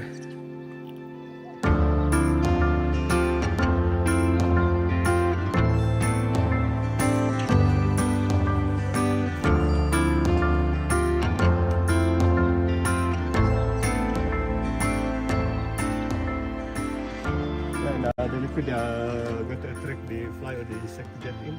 The liquid actually contains like some acid. Acid? Take the nutrient all the way to the leaf. This is part of leaf actually. Okay, what's it called again? Nepenthes kinabaluensis. And it only lives on this mountain. Only here you can find this species. And it will close when something goes inside? No, just dissolve it. No, it just open like that. Okay. Yeah, even the insect managed to climbing up the slippery wall inside. Oh yeah. But we got like a pointing needle, like this. Yeah, to stop them getting out. That's awesome, man. Yeah. That's really cool.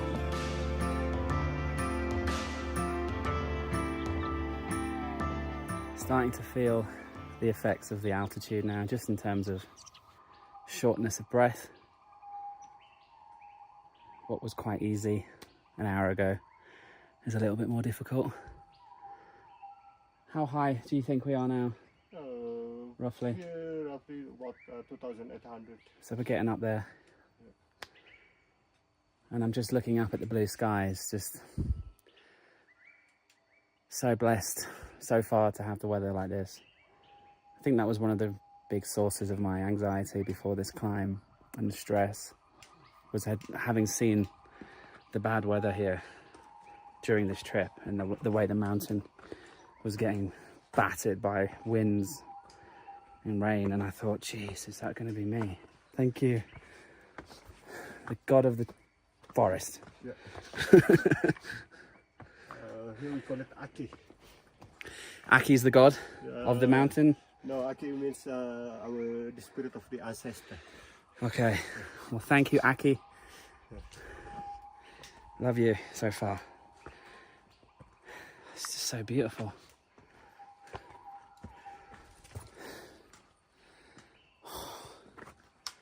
Wow.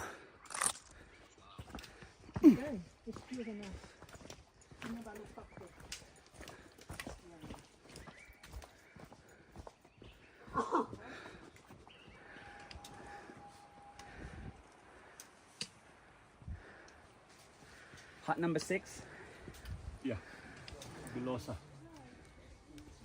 My biggest piece of advice so far, number one, don't worry, like I did, was worrying. Number two, bring Haribo, because this is a lifesaver. As you can tell, all of the tall trees in the forests from below have now gone. Up here at 3,000 meters, oxygen is far less abundant and plant life starts to become more sparse. And of course we could really start to feel it in our lungs. But still, regardless of the struggle, I feel good.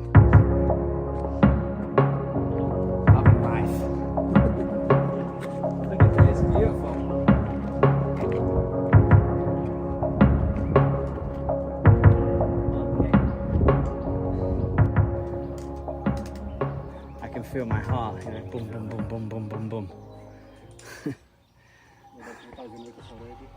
Yeah, 3,000 plus. It's getting thin. Yeah, it's getting thin. Yeah. It's normal that you can hear your own heartbeat. Yeah, that's what I can hear. I can hear it going boom, boom, boom, boom, boom. You feel a bit sleepy. Yeah. That's normal. Except you don't get the bad headache or vomiting. Yeah, I hope that doesn't come. That's all right.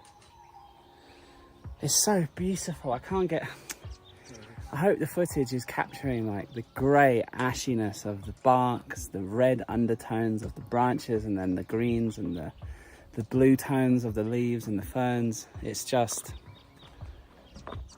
epic. Absolutely epic. Love it.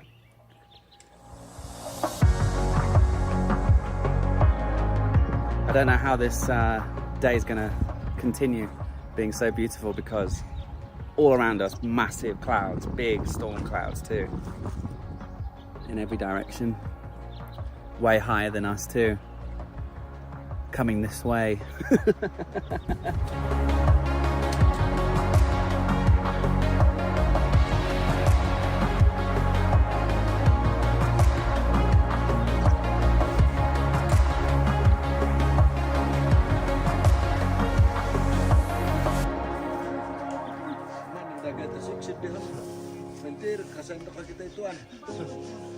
That's the last hut. Yeah.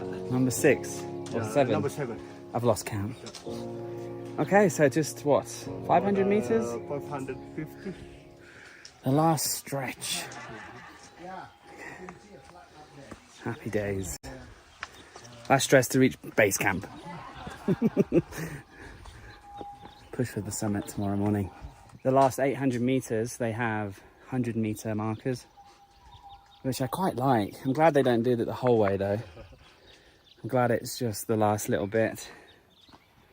So we've only got 400 left. That weather's rolling in behind us now. And yeah, the end of day 1 is in sight.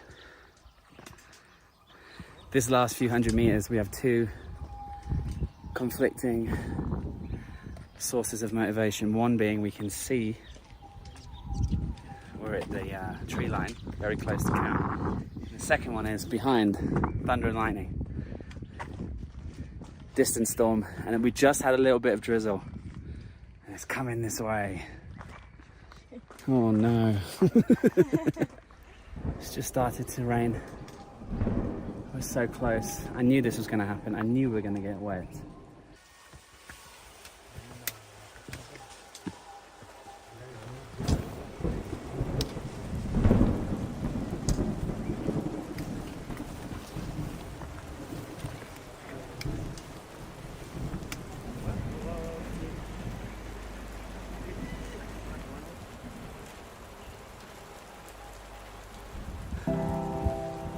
So, we had made it to base camp at 3,300 meters up here in the thin air. It was where I finally decided to take lunch and to rest my weary body. With the bad weather arriving just in time, it gave me and a few others that had made it up in time a great place to stay dry, to make some friends and to get settled into our dorm room. We also had a safety briefing for the activity in the morning. You see, I wasn't only here to summit the mountain, but I was also enrolled to try out the world's highest via ferrata. Via ferrata is where you attach yourself to cables and hang off the side of mountains, and I'd missed the opportunity to do that recently in Italy and Switzerland, and since this was the world's highest ferrata, I needed to, along with everyone else, learn how to operate the cables and wires so that we could traverse the course the following morning nice and safely. Anyway, I'll explain more about that later because by the evening, the weather had gotten much worse, the winds were up, the rain was coming, so I went down and had a delicious dinner, hid away from the bad weather, and then made my way into bed and hoped that I'd get a good amount of sleep for the 2 a.m. wake-up call. However, this is where the biggest challenge of the climb is about to begin.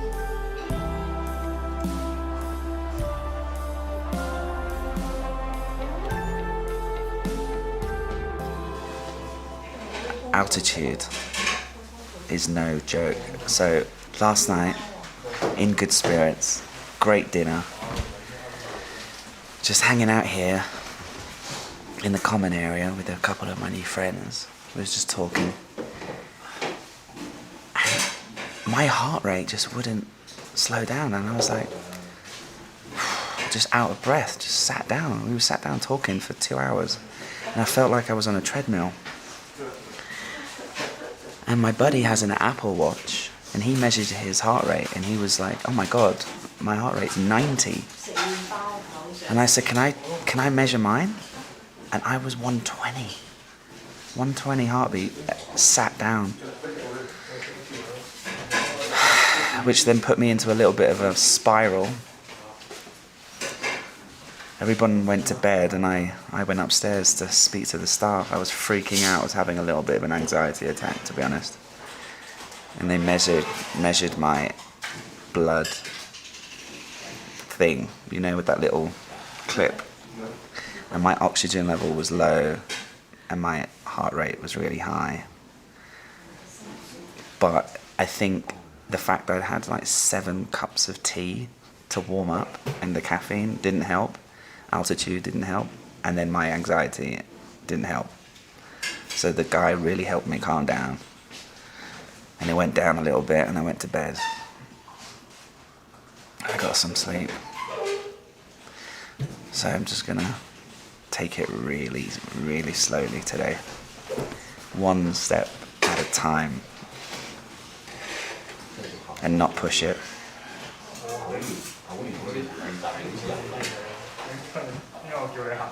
Wish me luck. I don't know if I'm gonna make it, to be honest, but I'm gonna try. Okay, look who it is. Harry, did you sleep okay? Yeah, I slept very well last night. Yeah. Good for you. I just told him about last night and my heart rate and my oxygen level, and he's told me that we're gonna have to take it easy. Yeah. Yeah, that's the best way. And if I feel worse, we're gonna go back down. But we're gonna try. Now, what time is it now? It's 2:45, and there's one checkpoint where we have to show our pass. Let me make sure I have my pass. How are the tune? Where's my pass? Okay, so I've got my pass. I've got my passport. You have to show your passport.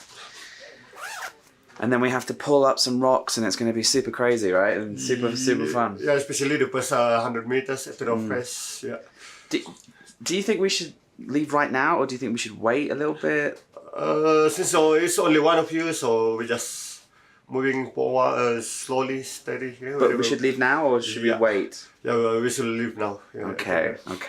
I was hoping you could say, no, let's stay for another half an hour and have a croissant. All right. Wish me luck. Bye-bye, hut.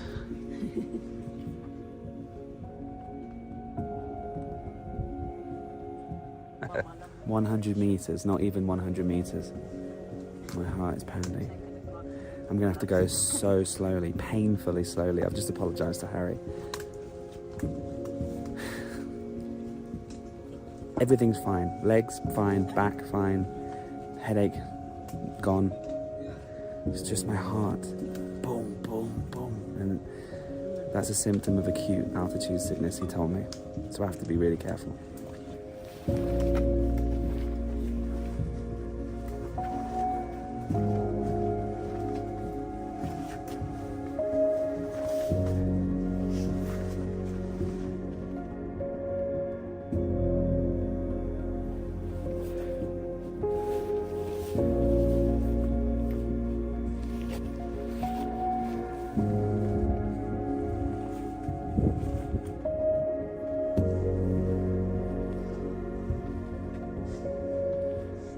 I'm definitely the last person. There's no one behind me. And I'm going ridiculously slow. I'm going like an old man. I'm going one step at a time. I could be going quicker, but I just don't want to push it. I just don't want to push it. In the distance, you can see the storms on the other side of the island. It's beautiful, man. Absolutely beautiful.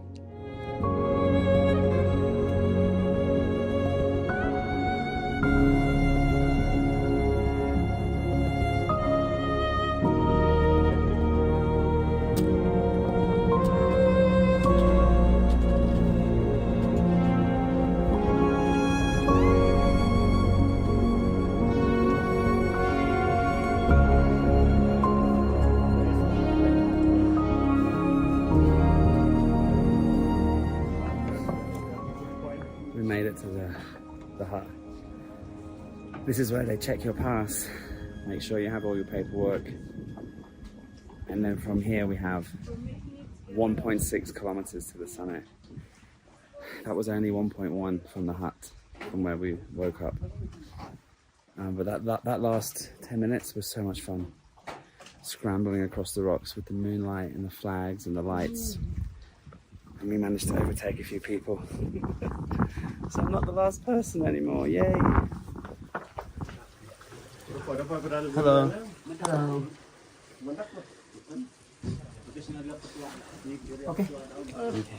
Okay, Harry, we made it with 1 hour to spare. Yeah. And another 1.6 to go. The flag was better. Let's do it. Yeah. No fannying around today, let's just crack on. I think going slow and being one of the last people really helped me. Because right now I just got a bit of a dodgy ticker, but I think we'll be alright. Yeepa! Okay. Alright, let's go! I've been fortunate enough to see some incredible sights during my travels, and I've climbed some beautiful mountains as well. But climbing up this beast in the full moonlight, just bright enough to cast silhouettes of the stronger climbers ahead, was pure magic.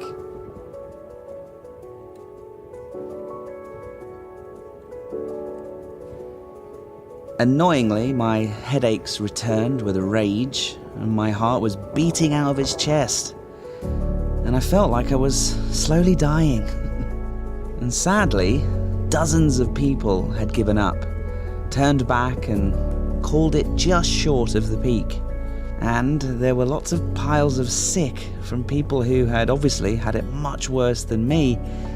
But because I knew going one step at a time would give me the best chance of success, I pushed on up.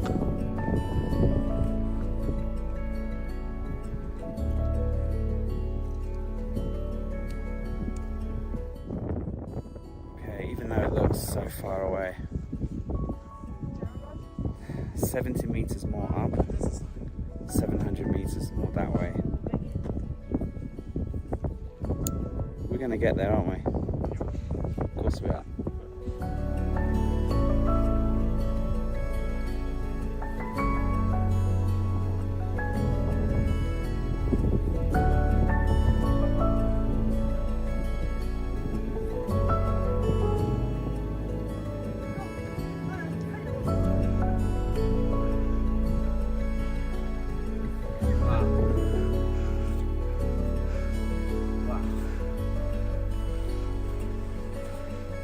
Look at that.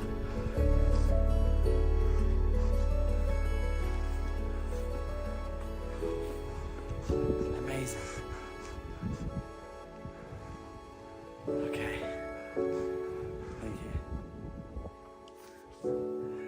This is incredible. Absolutely mental. Full moon, Venus and the stars. Incredible, incredible, incredible, incredible. So close. If you have a friend who want to climb here. Got 100 meters to go. Everyone's coming down. It's going to be a little bit busy. Sure. Fist bump for the last 100. All right. 4,000 meters. I got a headache. My heart's beating out of his chest. But we're getting up there. But we can make it, no worries.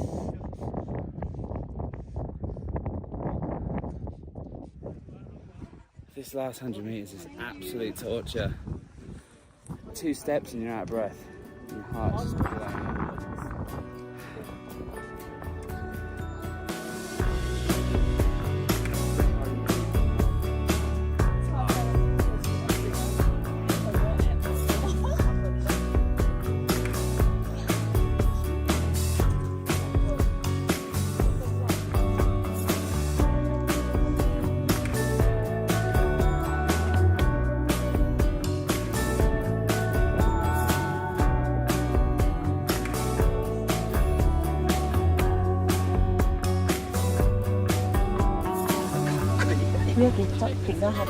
Okay.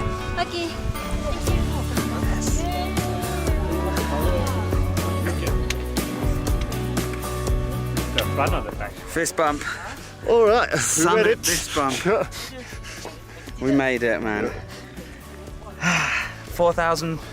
4,095.2 meters.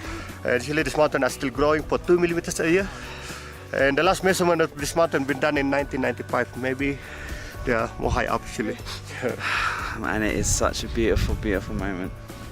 But we don't want to linger because everyone else wants to take a picture now. Do you want a picture now? What's your channel? We have to tag you. Yes. My YouTube channel is Next Level Adventures. Next level. Yeah. Every time I say Paddy Doyle, they go, what? Paddy, that's referred to the race here. Incredible moment to get up here, but it's freezing. I can't breathe. And I just want to get back down. It's a funny old game, isn't it, climbing a mountain? So, that was it. We had done it. I could not have made it up without Harry, and I could not have achieved this feat without the willpower of you guys watching at home. If you have enjoyed today's adventure, please let me know in the comments and give me a challenge of another peak, and maybe I'll take you up on that one too.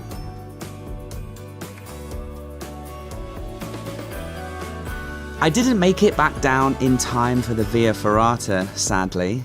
They have a cut-off time of 6:30 in the morning, back down towards near the base camp, and I barely made it to the summit. So I just didn't have time to do both. Of course, the Ferrata looks incredible and it would be so epic, and it was really unique thing to try and do for the channel. So maybe I'll come back and try again in the future when the summit is no longer my main priority. But anyway, Mount Kinabalu is complete. The highest peak in Malaysia has been conquered, and this mini-series to Borneo is now over.